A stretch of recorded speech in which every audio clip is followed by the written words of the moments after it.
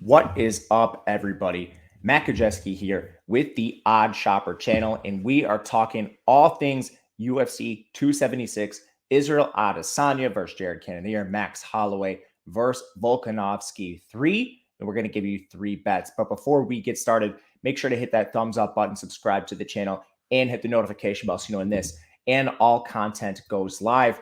We are also brought to you today by BetMGM, and they have a phenomenal offer for you guys specific to UFC 276. All you have to do is bet $10, and you are going to win $200 if Israel Adesanya lands a punch. Yes, one punch in an MMA match. Basically, it has to happen. That is $200 free dollars for you guys. The wager must be placed pre-fight on a money line bet. You can check the link in the video description below to claim your $200 now. All right, UFC 276 ahead of us. Let's head over to BetMGM, look at the card, and give you 3 bets. We're going to get a little bit fun with this one today and start with just a money line bet, one you could maybe use with that promo with BetMGM. It is Robbie Lawler, minus 120, taking on Bryan Barberena. This is going to be a really fun fight, first and foremost. But when we look at this, Robbie Lawler, he was on a 4-fight losing streak. He recently corrected that with a win over Nick Diaz.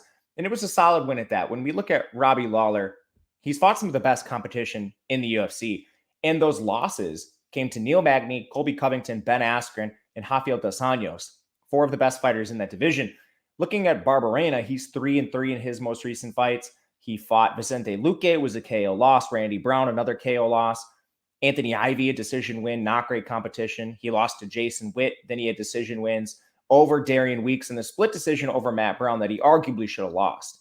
When we look at both fighters, Bryan Barberena's only been knocked out twice in his career, but that's actually occurred over that recent run. Lawler's 40 years old, but he certainly has the better competition when we look at the schedule. And Barberena is just a complete wild man in the cage. When you look at his game, very little grappling, and the same can be said about Lawler.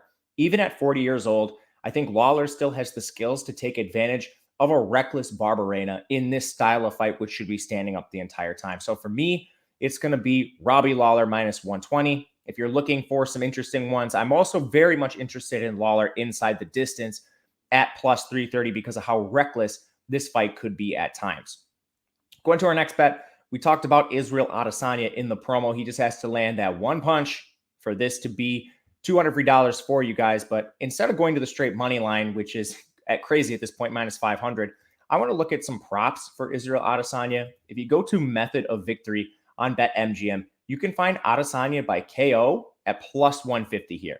I think this is a solid number for a fighter here that has a decent shot at a finish, and here's why.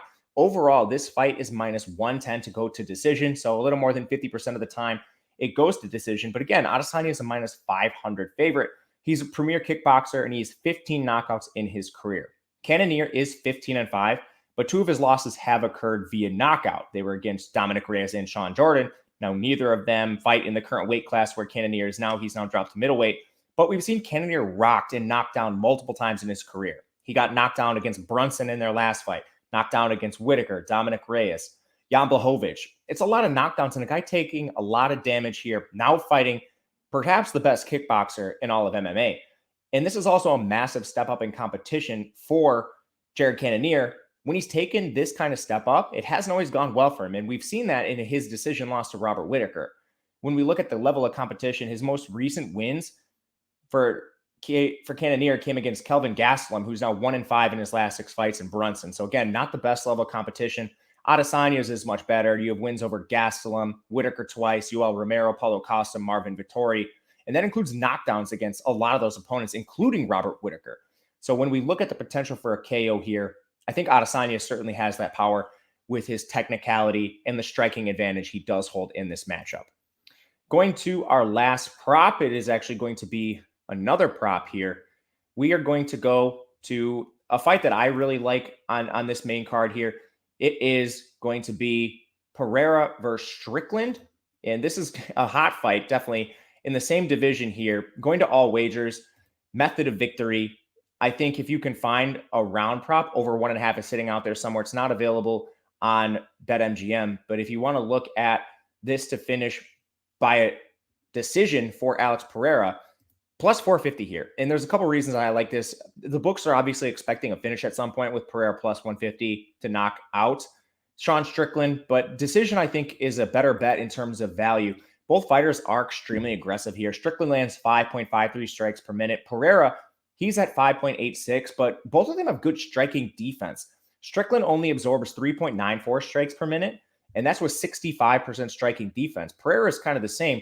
3.05 strikes per minute with 60% striking defense. Strickland only has 3 losses in his career, and they've come against the elite of the elite, like Santiago Ponzinibbio, Kamaru Usman, Eliseu Zaleki dos Santos.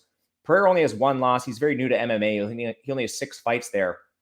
But again, Strickland, of his 25 wins, he doesn't have any submissions. He's basically a stand-up fighter. He can wrestle a little bit, but again, he doesn't have the best wrestling, which makes his BJJ hard to use. I think that's going to be difficult to see, finish on the ground, and he's probably not going to finish it standing up either just because of how technical Pereira is. And then on the other side, you just look at the durability for Strickland.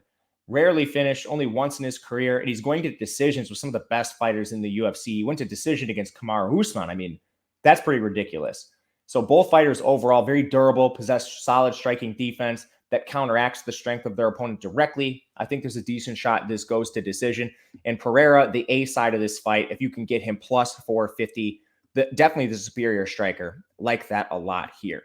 But that'll do it for us. Again, the 3 picks are Robbie Lawler straight up minus 120, Israel Adesanya by knockout or TKO or DQ plus 150, and Alex Pereira by decision. You're getting a long line on this plus 450, low outcome, low probability outcome, but still like this a lot. I am Matt Gajewski on Twitter at Matt_Gajewski. Thank you guys for watching, and we will see you again next time.